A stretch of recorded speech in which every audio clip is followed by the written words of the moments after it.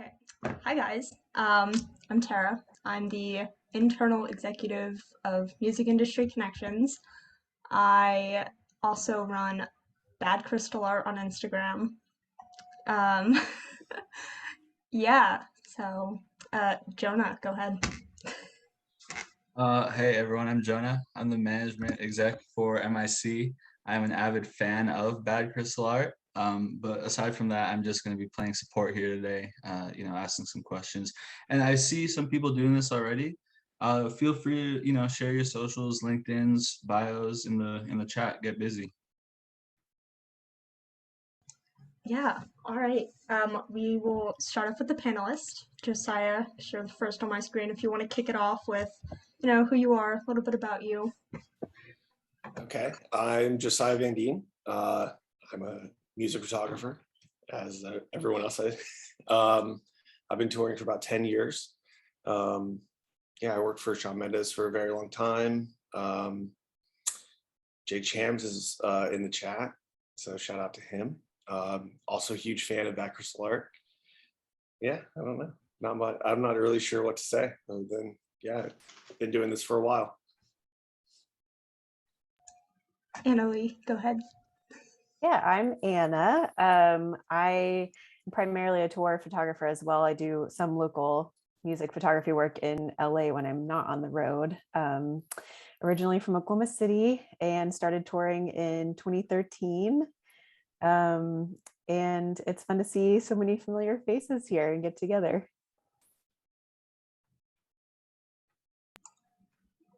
We'll go to Maggie. Hey guys, I'm Maggie. I'm a touring concert photographer based in New York. Currently, I tour with the band called Need to Breathe. And when I'm not on tour, I do all kinds of stuff in New York City, including creative direction. And I'm excited to be here. Thanks for having me. Evie. Hi, I'm Evie. I'm pretty early in my touring career. I only started touring last year, but I was lucky to go out with Luna Lee and Japanese Breakfast in the fall. And then the beaches in December, they were opening for the Aces. So yeah, I'm still pretty new, but I've been really lucky to get on some really cool tours and I'm happy to be here. Todd. Hey, my name is Todd Owyoung. I'm a music photographer. I started doing music photography in 2016 and doing more tour photography in 2013. I think in contrast to some of the other photographers here, a lot of my tour photography is more what I would call commercial based, where I'm not on the day-to-day tour, but I'm jumping on at the beginning or for the big shows to produce commercial content for ad map material for artists. And looking forward to the panel. It's exciting to see so many familiar faces and friends here. And then Mr. Gonzalez, you can finish us off. Todd's audio quality is so nice, it's hard to follow that up. I am Junior Gonzalez. I am a music photographer. I also take photos of a lot of other things, but I started photographing music in like 2016, started touring in like 2018. And I've worked with a few bands, a few artists, and it's fun. I love it. Happy to be here. Awesome, yeah. So we are gonna jump into some questions for you guys to, again, kind of help everybody here learn about the whole space and what you guys do and all that aspect. So Jonah, if you want to start off with your question, and then the moderators will ask you questions, and then we'll jump into the rest of the open floor questions. Yeah, absolutely. I think, we'll start off with a pretty basic, broad one. What are your tips on getting into tour photography, and in general, maybe going into your stories on how this path kind of opened up for you? I could jump in. Yeah, because go for it. I think my path to tour photography is kind of unconventional. I think maybe we'll find that that's common though. So my brother and I photographed a Wrangler jeans ad for country artist Jason Aldean when he was kind of starting out in 2009. And we just kind of hit it off with his manager and stayed in touch. And my brother was in New York at the time, and Jason was playing Madison Square Garden in 2013, and their tour photographer just quit about the week before. So the manager remembered my brother, who's a much more personable person than I am, and was like, hey, he emailed me and was like, hey, are you still in New York and are you free on Friday? And this was like on Wednesday. And my brother he voted at the show, it worked out. And that was kind of when this artist was taking off and like playing a lot bigger shows. And he was playing a show at Sanford Stadium in Athens, Georgia, a couple months later for like 80,000 people. We photographed that and we've just worked with him since then. And this was Spalding Entertainment, was the management company. And we sort of expanded different artists in their rosters. So Rascal Flatts, Brooks and Dunn, Darius Rucker, Hootie and the Blowfish, and other acts like that. It specializes in, they specialize in managing country artists, but that was kind of how we built the relationship, with going from one artist in a management company's roster to kind of taking over photography for different artists with them. And again, it's more jumping on for not the day to day, but it's the first shows, the last shows, and certainly like any big shows like stadiums or venues like Madison Square Garden and so forth. And a lot of it's focused on producing these hero images that the management will use to promote the next tour, put on merchandise, put on tour posters and so forth. So that's kind of how we fell into it. And I'd love to hear from everyone else on how they got into tour photography. Maggie, I'll jump in. Yeah. So the one thing that I usually try to tell people as a takeaway to this question is ask for what you want. It took me a long time to wrap my head around how most people enter like the touring world, especially starting in like the early 2010s when photography wasn't quite as ubiquitous a need as it is now. There's a lot of like having to sell that need to other people or to the artists and their teams. And so I realized it's not about necessarily having the client come across your work, but it's equally, if not more so, about like putting yourself out there and pitching yourself to the people that you want to work with, and kind of taking charge and almost like creating a job that you can fill, like creating that position for yourself. And kind of once you get into that place with a couple of different people, it can all snowball from there, kind of like how Todd was explaining. But that's how I ultimately ended up entering. It was a lot of cold emails and messages at the very beginning, and then once I got a couple of people to take me on, it was so much easier to kind of connect with people on the inside and piggyback off of those relationships. Yeah, I'll follow that by saying that's exactly what I did. I was in school up until last April and decided I wanted to take some time off. And literally 2 days after I decided I was going to stop going to school, Luna Lee posted her tour in the fall. And I literally just DM'd her and was like, hey, any chance you need a photographer? I had already kind of known her through some mutual friends, so that I had that advantage. But literally, it was just me reaching out to her and saying, hey, I'd love to come, even if you don't have a budget, which in this case, she actually didn't. I told her, like, I just really want to try going on tour. And if you'll take a chance on me, that'd be great. So I went, and then that led to booking 2 more tours already just from that one. Yeah, I think there's such a huge difference in experiences with like getting into touring than like people that have been doing it for like 10 years versus now. Because like 10 years ago, and like in the time frame when like Todd's talking about, like when I was talking about, like Instagram didn't exist. There was like, you were like pitching to like, yeah, like you can post this stuff on like Twitter and Facebook and MySpace even. And managers were like, why? Like, this isn't really going to sell tickets. Like, how is this helping? And then like, obviously now, like it's a massive part of people's marketing. So it's a lot harder, I feel like, for me to give advice to someone who's trying to enter now versus like what you just said is like, yeah, like DMing people, like that's like a huge thing. You know, it's like, for me, it was like, I was emailing managers trying to explain to them that like, hey, like you're paying like $3,000 for like an ad in a magazine, when like I could make videos for you, we could put them on YouTube, and we could actually like show people how awesome the show looks and how much fun it is. And they're just like, that's insane. Like no one's going to care about that. And it's just like cold emails, like Anna was talking about, where it's like, oh man, I'd send out 100 emails a month and get like 2 replies, and like one of those 2 replies would be someone that just wanted to take the time out of their day to tell me how stupid of an idea it was. But the other person would be like, oh, that's interesting, never really thought about that, but we don't have a budget for it, you know. So it's a very different world. I feel like piggybacking off of that, I haven't been on tour for that long, but I've been a music photographer for more than 10. I'm crazy when I say that out loud, but literally, like, I would cold email. I started off as a publication photographer, and that was kind of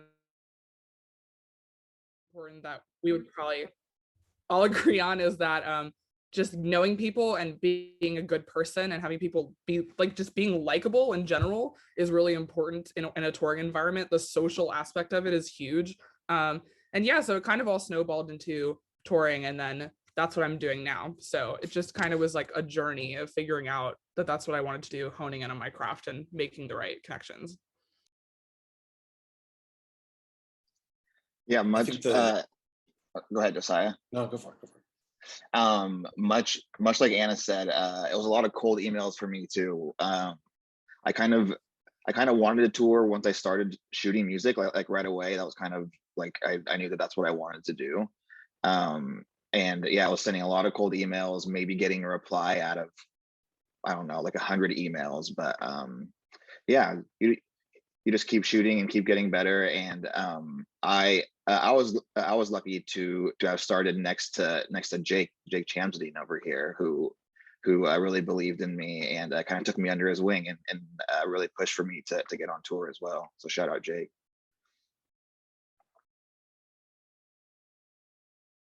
Shout out Jake. What I was gonna say is, I think one of the biggest things that like people don't realize about like the job of touring as a music photographer is how much time you're investing into being around the people that you're working with. You know, it's like a 24/7 job.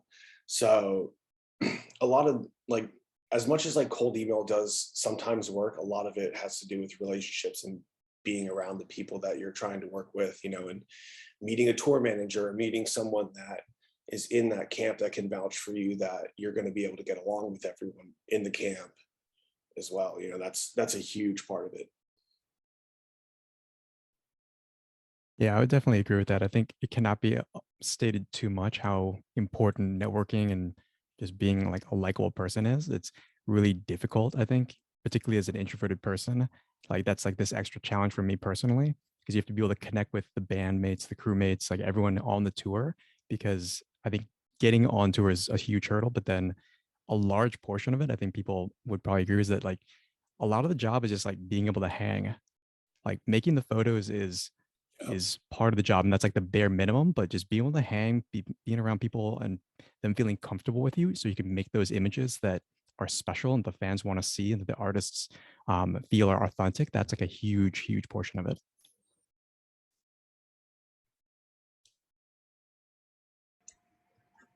Yeah, that was a great conversation about that. Jonah, I don't know if, or April, if you guys Yeah, want to. I can go ahead and take it. I would love to know what, in your opinion, is the hardest part of touring? Because obviously that's what sets the touring music photography apart from just, going and like shooting a one-off show. What's so special about the touring? And I guess what's the best part and what's the hardest part there? Just being I would say gone. that, or go ahead, Josiah, once again. Being gone all the time. I mean, that's such a hard thing. You know, it's like I don't know. It's just you're just removed from normal life. You know, you don't get to go to birthdays. You don't get to friends' weddings. You know, siblings having kids, like things like that. Like you just kind of you end up on the other side of the world when that's happening. But the plus side is like you're on the other side of the world. You know, as a kid from a small town in Florida, like I never dreamed that I would have ended up going to like, I think I'm at like 48 countries is like what I've been to. And it's like, I would have never guessed that. Like my parents haven't even been to Europe, you know, and that was never something that like I thought would actually end up happening. But, you know, I've pretty much been to every continent except Africa and Antarctica, so there is some perks to it, but it's a weird balance of that. I was just gonna say that one of the things that I find kind of hard to do when I'm on tour is staying consistent with photos while also trying to mix it up and like get new angles and not take the same photo every night, because it's really easy to kind of keep getting those same photos that work every single night while also making new stuff. And you're shooting the same show every night, so it's going to look the same. And so you kind of have to really think about how you can mix it up while still making everything look consistent. Yeah, I was going off of that. I feel like for me, something that I like to tell people is when you're on tour, you don't really tend to be alone that much. So I think like if you're the type of person that needs to recharge and be alone, you kind of have to make that for yourself. I was lucky enough in my last run, I had my own green room. So I was able to like take hours during the day and just kind of shut the door and be by myself if I wanted to. But most of the time you're around people all the time. So if you're the type of person that like doesn't like being around people or needs to recharge, it can kind of be complicated to learn how to balance and feel mentally comfortable and feeling like you're taking care of yourself, which is really important because it's really easy to get burned out when you're on the road for a long stretch of time and you feel like, you're not sleeping that much and you're working constantly and you're kind of always having to be creative, and it can be really hard. And I think it's really important to just check in with yourself and have that self-care. I think on the flip side though, that could also be the best thing. Like I love people and I'm actually a super extroverted person. So I love that I met people I've never met in my entire life and they become like family to me in 4 weeks. And I feel like there's no other environment in the world where I meet people and I'm that close to them that quickly. Like even as a person who loves people, I went on my last tour and like I talked to the people I toured with like daily. So it's really amazing how you can meet people that can change your perspective or your life so quickly and kind of not imagine your life without them, but you didn't know them 4 weeks ago. So I think that's really an amazing plus. But yeah, you do miss a lot of life events. My friend texted me that her wedding is next November and I still don't know if I can go. So it's like, it is pretty hard that like, I'm going to try, but who knows, that is really difficult. It can get draining to miss things too. Yeah, I'll echo all of that. It's like scheduling is such a massive challenge with tours.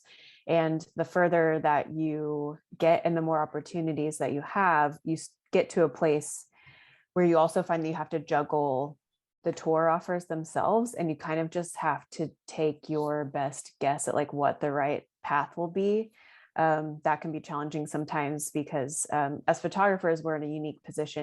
And I guess a lot of crew personnel as well, where like we have the ability to kind of hop around and fill in the gaps with various tours, like if that's something you choose to do. I know a lot of people take the path of like really committing and like grinding it out with one artist or just a couple artists. I tend to hop around and just fill in as many gaps as possible, which gives me a lot of like really fun different experiences, but it is very hard to juggle, and sometimes it's hard to know if you made the right choice. But yeah, so scheduling is really difficult. I also am a self-proclaimed introvert, as a few of you have mentioned, which I find to be a challenge, but also like a really awesome part of the tour experience, because like to me, the definition of touring is working towards a common goal with a small set of people that you get really close to really fast. It's like,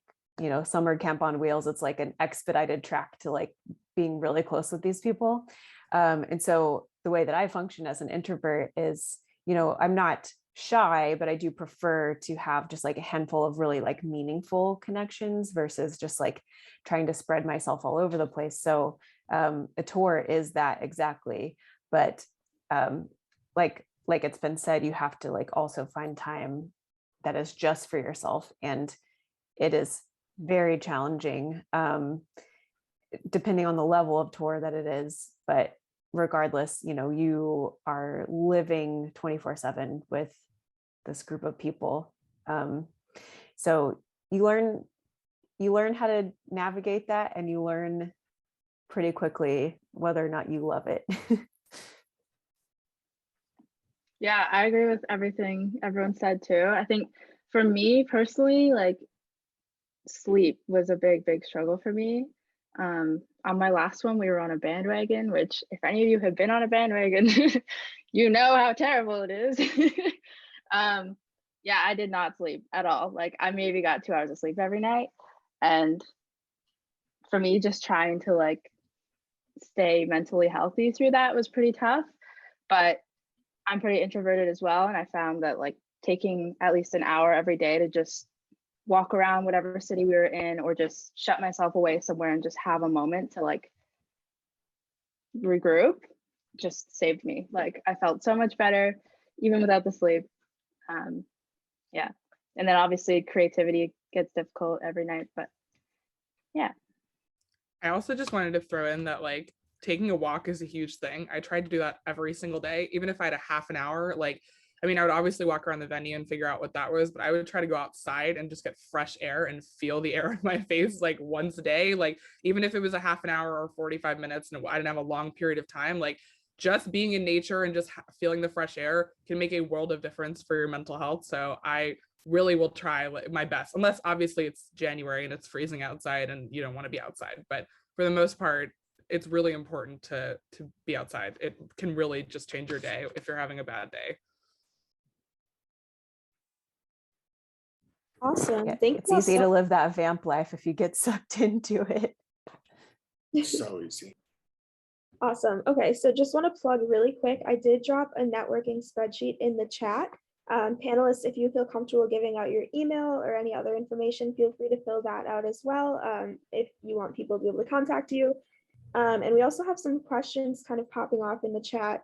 One of them that I thought was super interesting is any advice on how to get started without having good equipment right away? I would don't think say, you, I'm not going, Todd. You're way more of a gearhead than oh me. no, that's true. I'm definitely a gearhead. I would say just go to concerts, even if you literally just have your phone. Like the cameras on your phone now, like an iPhone, they're getting so good, particularly just for web display, that go to town. Like shoot as many pictures as you want. Shoot a lot. That's the secret of photography, is that you only show people the good photos. You're only as good of a photographer as you show people you are, and that's the big secret. And I don't think that gear it's really easy to get fixated on, but if all you have is your phone, take that. If all you have is a point and shoot, take that. Line up early, get on the barrier, get on the stage, um, you know, get the best access you can and make the best images you can and build a portfolio that way. If you have 5 great concert photos, show just those 5. When you have 10, show those 10. Keep building from there. I think a big common mistake for new photographers is to show perhaps too many photos and to kind of it dilutes by the quality. But if you make more images, just add to your portfolio. And if they're with your phone, so be it. As you can afford and get gear, if you can borrow gear, like just do that, and you can build your portfolio. As soon as you have an image that doesn't maybe cut the quality of the other images you have, just replace it. And I think when I was starting out, the one goal I had was to make one great image per concert that I went to, and then I could add that one photo to my portfolio and just build that way.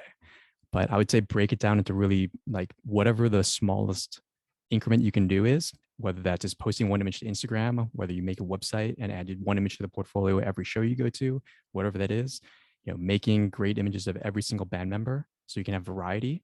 So it's not the same like 10 photos of the singer in your portfolio. It's something to concentrate on too. But I'd say if you can, don't focus on the gear as much as possible. Gear makes things easier, but it's not going to be the difference between a good and bad photo. If your photo is grainy and a little blurry and this whatever, but the composition's there, the lighting is there, the timing or the feeling and the emotion is there, that's what you should focus on. Yeah, I was gonna say I don't honestly have that much to add to that, but I was gonna say I shot on an entry-level DSLR that probably cost with a kit lens and a 50mm like entirely $500 for years and years. And I honestly think there's so many what they would consider entry-level like mirrorless and DSLR cameras. They're actually pretty affordable these days. Obviously, like nothing about photography is exactly affordable. We can all kind of agree on that, but gear really does not matter at all. What matters, number one, is that you love what you do and you have a passion for it. And if you love concerts and you love shooting concerts, doesn't matter what the gear is, that emotion will be in the photos. So like Todd said, like if you want to shoot concerts, do whatever you can to get yourself to concerts. If you can't get photo passes and you don't have a portfolio, just get a point and shoot or bring in your iPhone in and shoot shows. And eventually, you know, if you want to shoot for publication or reach out to local bands, you can do that way. But I really, if it didn't matter in like 2012, and I really don't think it matters now. There's so many cameras and so many options, and everything looks great these days. And it's all about like what you create with it and not the gear itself. I think a huge thing too is don't buy new gear. Like if you don't have the money to do that, don't do it. You know, if you somehow just have a bunch of money laying around, then go for it. But I think, you know, you look at where technology has come in the past 5-6 years, you know, all of those cameras that are, you know, like a 60, like those cameras still are great. Like I still use my 60 as a backup because yeah, it's not going to be as perfect as my like 5D Mark IV, but it's still a decent camera, you know, and it's like you buy a, you know, if you are looking to get like a nice lens, but you can't afford a new body and a nice lens, go with an older body and buy a nice lens. Yeah, that's all like such a good way to like put all of that information in another mindset to approach it with as well. And this is circling back a little bit to an earlier comment from Josiah, where like the points of entry have changed so much in the last decade. And so this does depend on what your goal is with being on tour and whether you feel like you identify more as a photographer or spread yourself out more as like a content creator. But like to the point of using your phone, you take photos, but also like try making like cutting together like fun, exciting looking reels or something and send that to the artist. Because anymore that those are still photos is like one piece of what is needed on the tour at this point. And it has become more and more of a catch-all job if you are the person like on the road with the artist. So if you don't have access to creating that like DSLR quality still live images, you can literally just use your phone and like make something that's creative or eye-catching, and that's going to really draw in someone that's looking for like the full spectrum of content. So just another way to think about it if you don't have your hands on like a DSLR.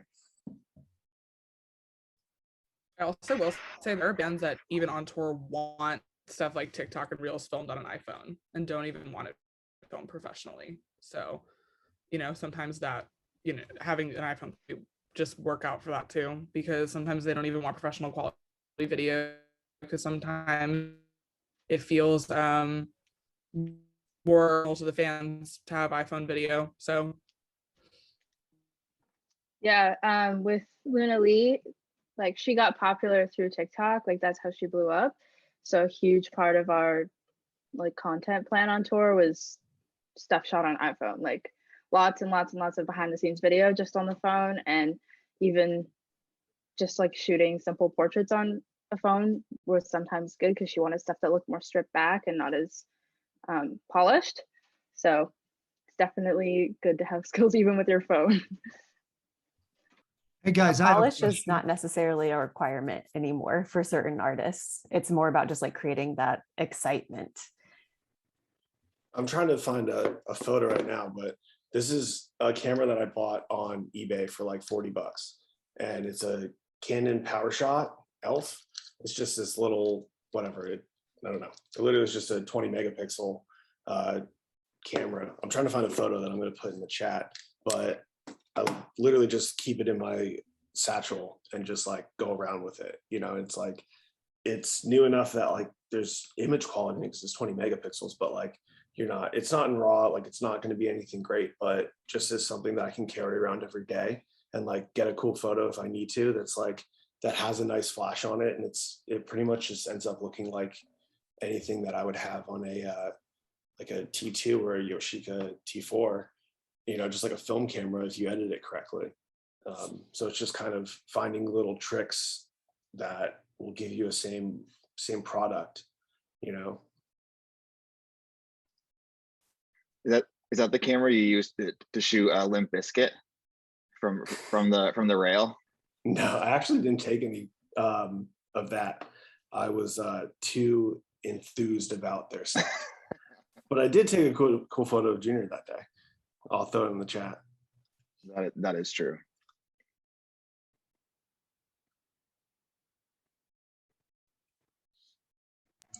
Awesome. So the next question I thought was pretty interesting. So, what makes a musician or a band a good one that maybe you guys want to say, okay, this is my kind of person that I want to be on tour with? What makes that somebody that you would want to go tour with?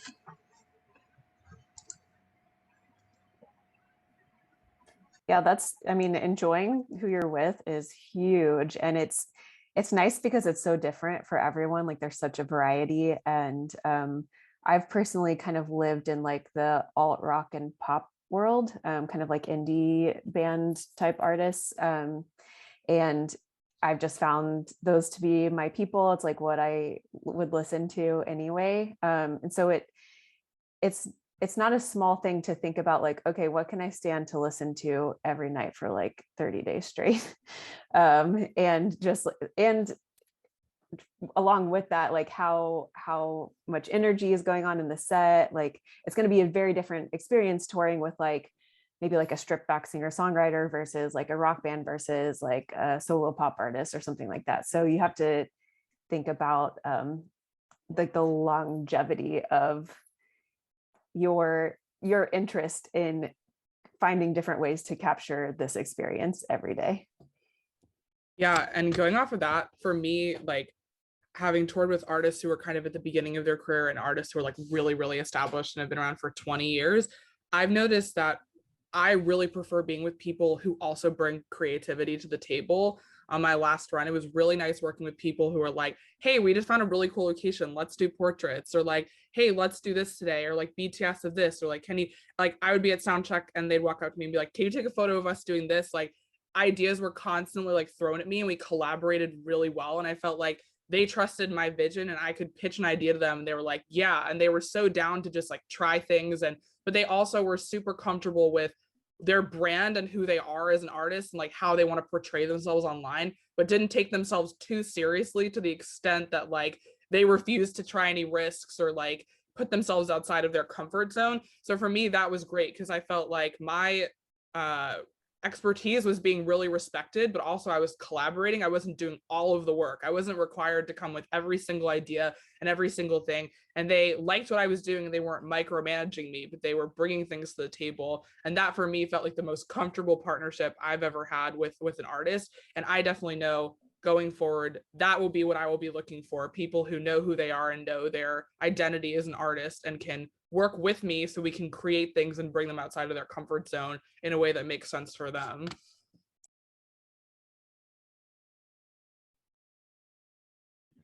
Awesome. All right, so we're going to transition over a little bit some of the questions we've been getting in the chat. If y'all want us to read the questions, we can. If you want to ask the questions yourselves, feel free to raise your hand. I know, Reese, you had a question. Did you want to ask your question?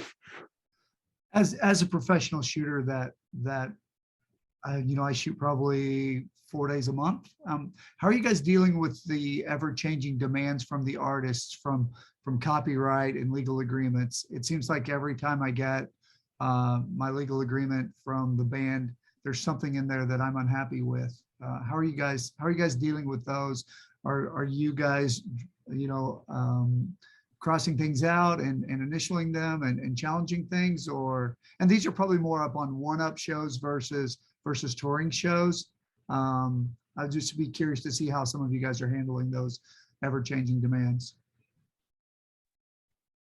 I think it's a really big balance of how much access the artist gives to you versus what you are willing to, or what you're like willing to fight for. I think such a huge part of what we do isn't necessarily just us. It's we're given access to this artist and their like everyday life, just 24/7, like unaltered access. So it's hard to have full ownership of that. because when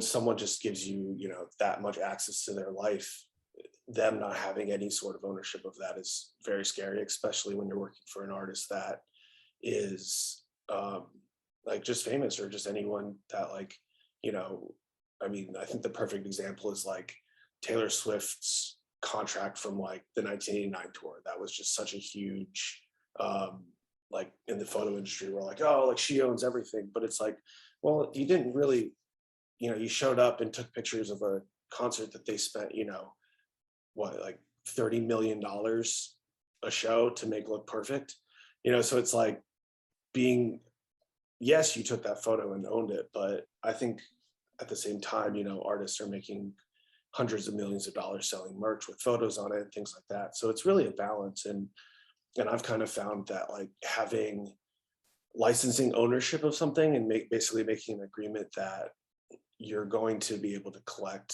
licensing off of images, but the artist retains most of the ownership. I think that's always been a fair thing for me.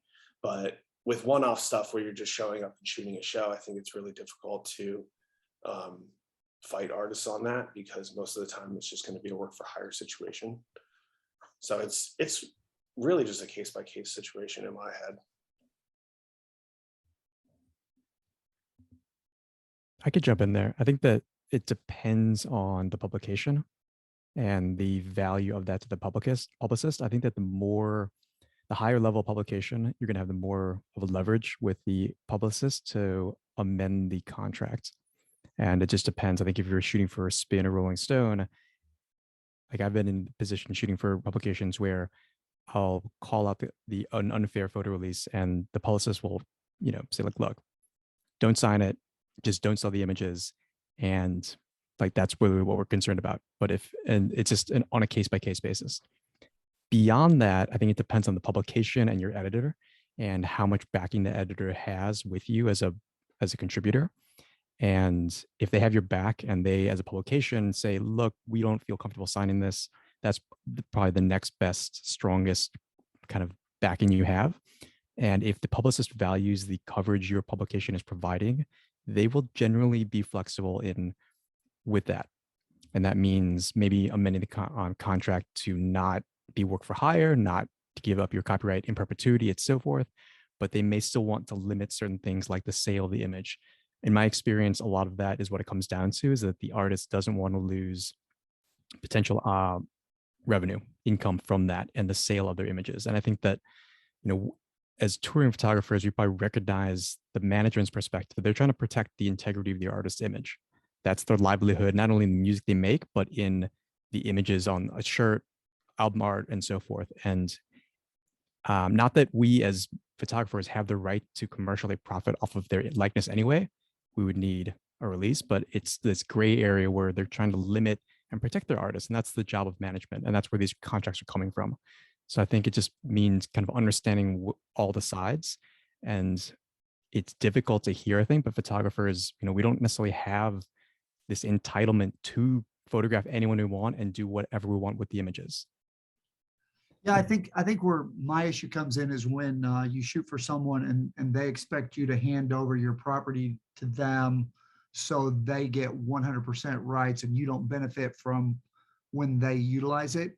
I'm the director of photography at the world's largest publishing company, right? And so I have a strong understanding of rights, shared rights, solo rights, all those kinds of things. But I was just curious on the one up when someone expects you to hand over what you just created, which is better than, you know, maybe what they're getting elsewhere, and them wanting 100% control of something and not willing to, you know, do a shared rights or those kinds of things. So I agree, it's a case-by-case scenario, and some artists are better than others. I was just curious to see how you guys handled that. Yeah, I mean, to touch on that, I've had situations where I'll get hired directly through management to work for a band, and they'll send me a contract and it'll be the standard complete rights grab, complete ownership. And something I've realized over the last few years is that often is just a blanket contract they will send, because they're not writing a specific contract for every single time they hire a photographer or hire someone for a gig. And usually, at least in my experience, for one-off things, touring is like separate, but for one-off things, sometimes all it takes is saying, hey, I don't feel comfortable signing this, and editing the contract and saying, you have my permission to use this for social media, but if you want to use this elsewhere, we will have to have an additional fee. I won't sell the photos without consent. And I've had a pretty much a 99% success rate with that, and no one's ever said that it's an issue, because like stated before, like Todd said, the biggest issue is they don't usually want you selling the images without permission or without them getting a percentage or without them, because that's their client and you are making profit off of the likeness of that person. And regardless of permission or not, you should not be really selling prints without consent anyway. But honestly, like, I've noticed when it comes to owning the rights, usually as long as you agree to not sell things without consent, they'll be okay with giving you an additional fee. If they're putting it on a billboard, you should be getting money. If they're putting it in a print ad, you should be getting money. If you're just shooting for them and all they're using it for is social media, it should say that in the contract. They have the right to use it for social media. So I think it's different with touring, because it's a gray area, because you're capturing things that you might not be capturing when you're just with an artist for one day and you're just shooting a show and like maybe some portraits. So it kind of is convoluted, and it really just depends on your relationship with the band and their management, and there's all these factors that go into it. But all I'm trying to say is it never really hurts to try. It's always important to give it a shot. I mean, the worst they can say is, no, sorry, we're firm on this copyright. And then it's up to you on whether you want to sign the contract or not, or whether the opportunity is worth it for you. But I'm usually a firm no on those, unless they're paying you so much money that it's worth whatever use they're using it for. Usually it's not, it isn't worth saying yes, because they're owning it in perpetuity. Maggie, I think you stated that perfectly. And I would say we've had the same results. They've been very fair about that. And look, we don't have the rights to sell things. It is a shared right, and we better not be out selling their likeness, because that's not the right thing to do either. That just gives everyone on this call a bad name, right? So we have to do them justly the same way that they do us justly. I've just seen a few instances where they try and take advantage of the photographer on that is there to, maybe the house photographer or something along those lines, and they kind of use their their image to take advantage and get something that they can quite frankly afford to pay for. So I appreciate everyone's insight. Thank you very much. Yeah, that was great. Great question, Reese. We do just want to mention, if you have questions, use the little Zoom hand to raise your hand, and you can ask the panelists directly. So if you do have a question, again, do that. So the next question, any tips for trying to network or connect with people within the photography world?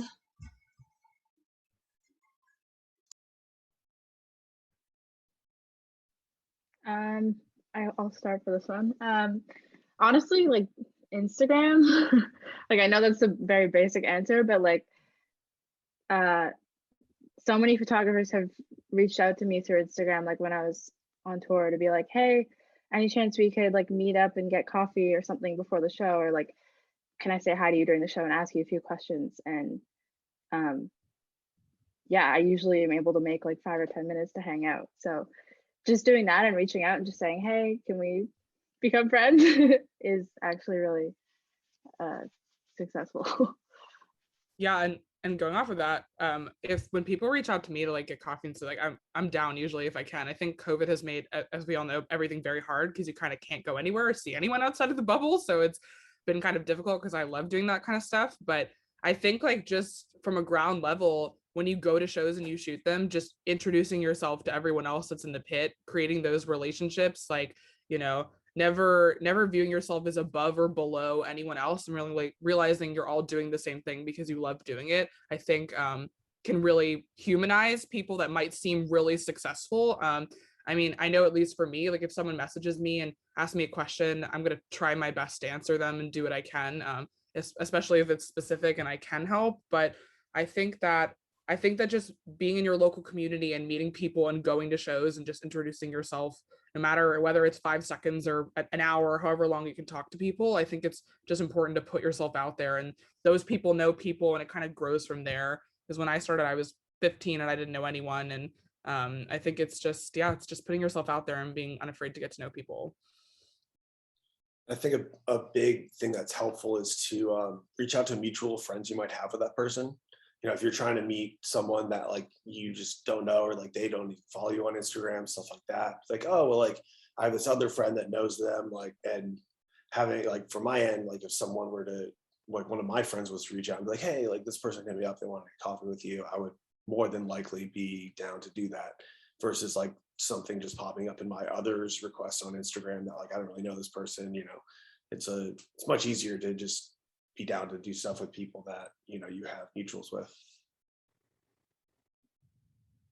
I find it the easiest to meet people in person at shows. So if I'm on a tour, I love getting into conversations with the photographers that are local to that show, or like house photographers or like local press. That is the easiest for me because I'm like always drowning in admin, I feel like. So like comms and just like replying to messages really often slip through the cracks for me. But I remember people so much better when I'm meeting them at a show. And it is nice, like if that person's already there at the show, like just getting to have a conversation with a human that's like a different person than who I've seen for the last 3 weeks straight, and just like actually get to talk shop with them. Yeah, Maggie gets it. That's kind of, it's a different approach for everyone. And like, you'll find that certain ways of reaching out work for some people and not for others. And I can probably speak on behalf of many of us here that if a message slips through the cracks, it's totally unintentional. It's just like it's can get overwhelming, which is like all the communication that we're trying to juggle. And just keep trying, like try different ways. But I know for me personally, my favorite is just like getting to run into people at shows, and kind of when you're really busy and you're just all of your time is spoken for on a tour, if you remove that obstacle of needing them to come to you and you come to them, like you're already there shooting the show or even just attending the show. Like I love chatting with people like before or after. It's a really like huge joy of being on tour for me. There's something really amazing about just connecting with a person in person, about like actually knowing them and having a real conversation. Like I think that's so true. I'm far more likely to remember the interaction and like remember who that person is and like connect really if I actually talk to you, because you can see their face, you can see the nonverbal. It's not just text on a screen. Like it really does make a difference. And I feel so similar. I was like sitting there like, yes, this is so true. I feel so similar about that. It's really important. It can make a huge difference. I would say for in-person things, as Maggie mentioned, just be friendly in the photo pit. Just be like, everyone's probably had that experience where you go into the photo pit and everyone just like crossing their arms, wearing black, like trying to be serious. And people are very, as be friendly, make friends in the pit. Locally, that's a huge thing. I know that every city is different. I know some cities are super friendly and very supportive, and others are a lot more closed. I'd say if the question's online and networking, just be human, just be, if it's not necessarily DMing people, because as people have mentioned, it sometimes can be hard to keep up with all the messages, but it's, liking, commenting people's work. Like everyone has had that experience where there's someone who is new to you, but they're liking and all your stuff, they're engaging with you, you're commenting, they're supporting you. And those people, we are more than willing to like give you our time because of that, because like, oh, it's so-and-so, either a known quantity, and just that human level of interaction, I think is amazing. Like one photographer, Gabby out of Austin, I'm not sure if I know how to pronounce her last name correctly, Gabby Demeek, but she's been amazing. She's like all over. Gabby Dems is like her Instagram and Twitter handles. And she was that person where she was like, I didn't know her 2 years ago, 3 years ago. And now she's like everywhere. And it's like your best friend. And just like, oh, like she's supporting photographers all over. And she's doing amazing things. She's doing work with J Balvin now. And like doing phenomenal work, and she's exceptionally good at networking and kind of being that person. But I think you just want to be the person that you would want to be around with and network yourself, where you're giving people energy, and then in return they're going to be more than happy to give you their own time and energy.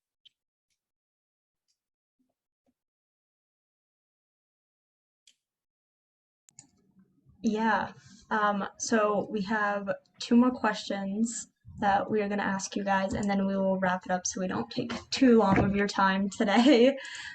So the next question we have, they are curious to know, how has the reality of the business, how did that differ from when you first, how does that, now that you know in it, differ from when you first kind of came in?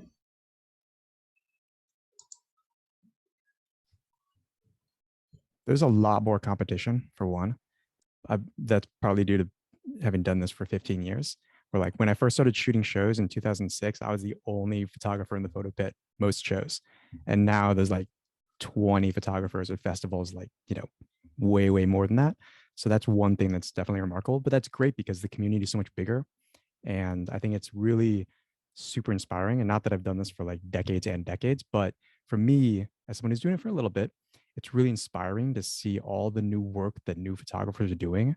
Like every single day, I'm finding new music photographers that are making just amazing work. Deanie Chen is one photographer in New York, and she's just like doing these amazing collages. So I want to like shout her out.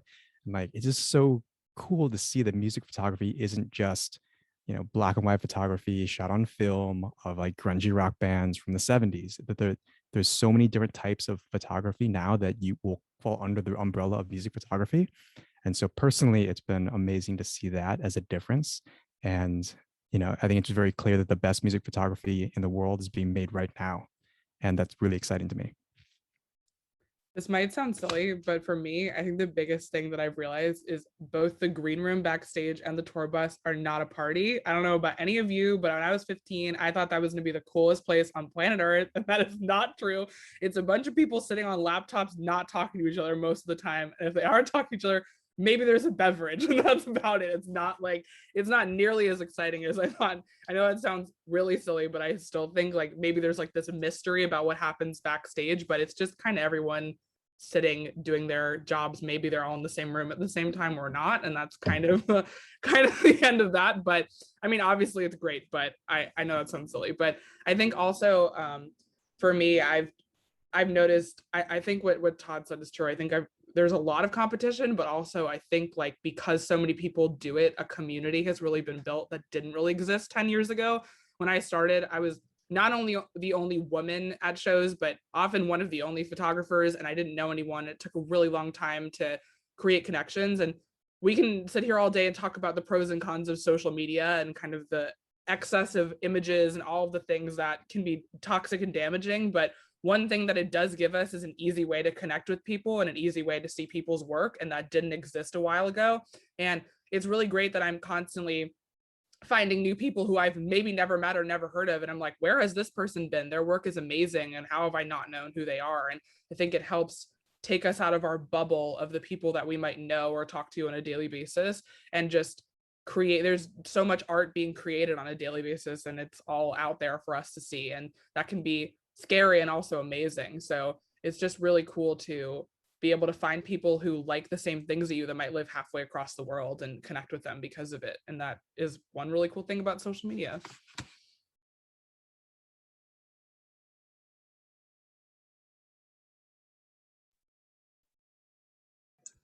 Yeah. I don't know if anyone else, Todd or Junior, anybody else wants to add into that, but if we can always jump to the last question then. I'm actually like really surprised to find out how nice everyone is on tour. Like I remember my very first tour, I was like so nervous that like everyone's gonna be like, everyone's gonna be really cool. Everyone's gonna like act like, I don't know, act a certain type of way, but it's never been that way. Everyone's really, really nice.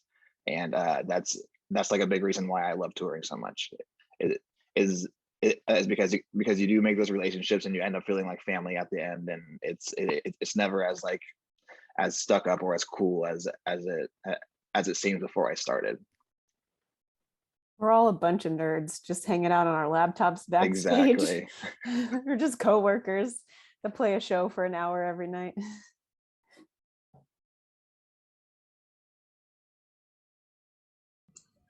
Yeah, awesome. Okay, Shelby, I know, Shelly, you had a question, so if you would like to close us out, you can. Kia ora, everybody. Morning from me. No pressure. I hope you can hear me. I'm outside. I'm just getting some photos actually while I'm outside here. But my question was, have you guys found, I suppose, like any of those processes that you've mentioned in this chat different in the way around the pandemic? So like has like the way you've been trying to get paid been harder? Has getting access been harder and things like that? Like around pretty much around the pandemic, has access and like has much changed in the way we would get into shows now?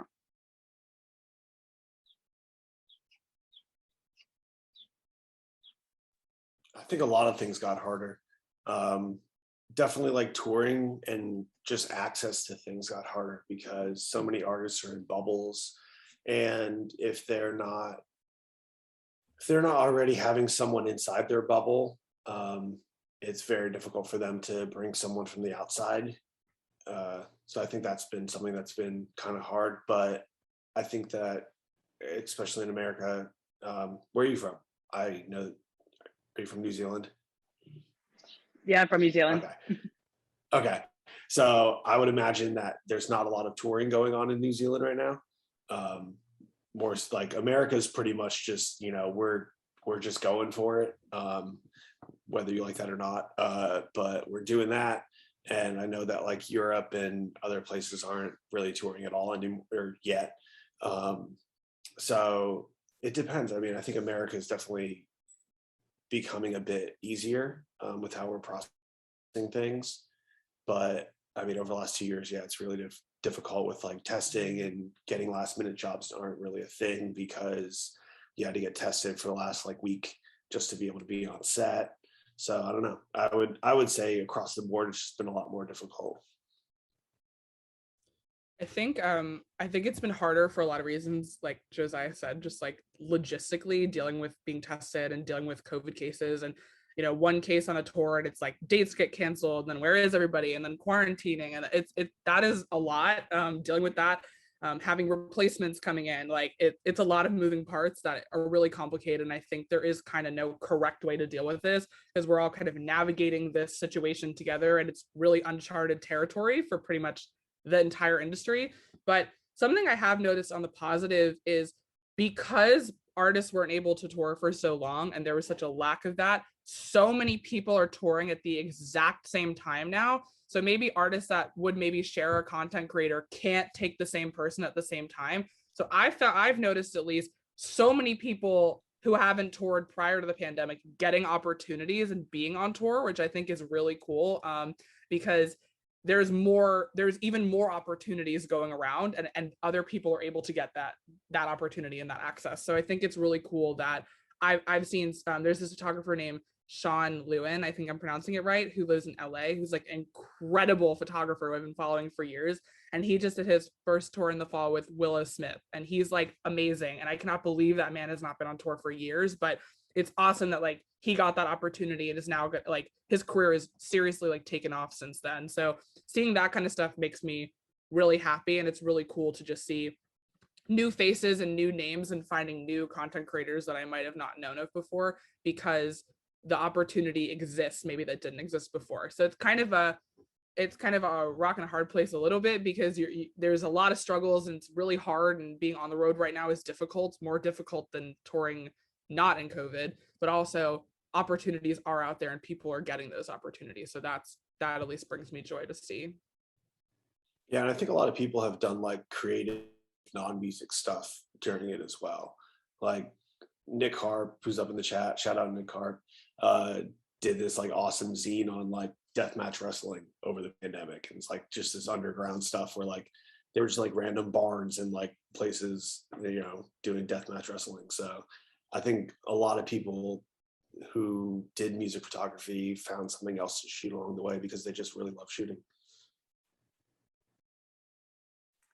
Yeah, it's created a lot of uncertainty, and Maggie like totally read my mind with what she's saying about how you can view it from a point of opportunity as well. So Shelley, to kind of speak directly to your question about like access specifically, I'm going to be interested to see how a lot of things play out, including I know that there's going to be a wave or possibly even like a trickle of crew and photographers that are like exiting the tour career because they just decided that in this forced downtime, they realized that they liked routine and like staying home and kind of like exploring opportunities that are local to them.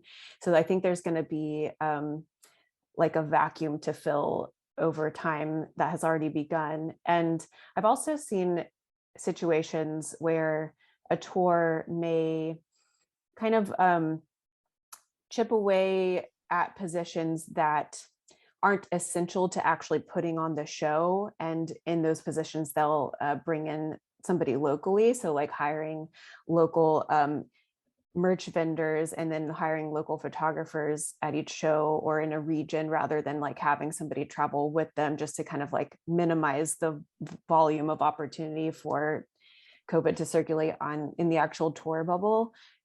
So if I was in a position where I was trying to like find ways that creates an opportunity, I would definitely reach out to people that are like artists that are on tour, about to go on tour, and just like get yourself on their radar so that if they have a situation come up where they need to fill a void, or like if one of their people gets COVID and has to exit temporarily and they need like a sub or they need somebody locally, it's a situation where they would need to act quickly, and being top of mind is very useful in that situation.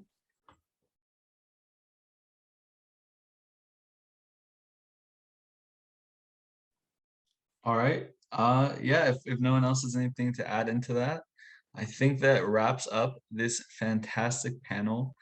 Thank you to all the panelists for coming through. Thank you to all the attendees for showing up as well. Yeah, make sure to, if you're not in our Discord, hop into the MIC Discord. I'm sending right now the Google Doc for a last ditch attempt if anyone wants to connect. And yeah, thank you all so much for coming through. It's been great. Yeah, thank you guys so much. We enjoyed having you all here. The panelists, amazing as always. Thank you again for willing to do this. Thank you to all the amazing attendees who also were here and got to learn some. So hopefully we will let you know when our next panel is, and sure we will do this again. Thanks for having us. Real quick, for anyone asking about the Discord link, I'm going to attach it to the Google Doc, or the spreadsheet. So yeah, check that out. Thank you guys for hosting. This was fun. Yeah, thank you thanks guys. so much for having us. Yeah, thanks for having us. Bye, everybody. Josiah's muted trying to talk.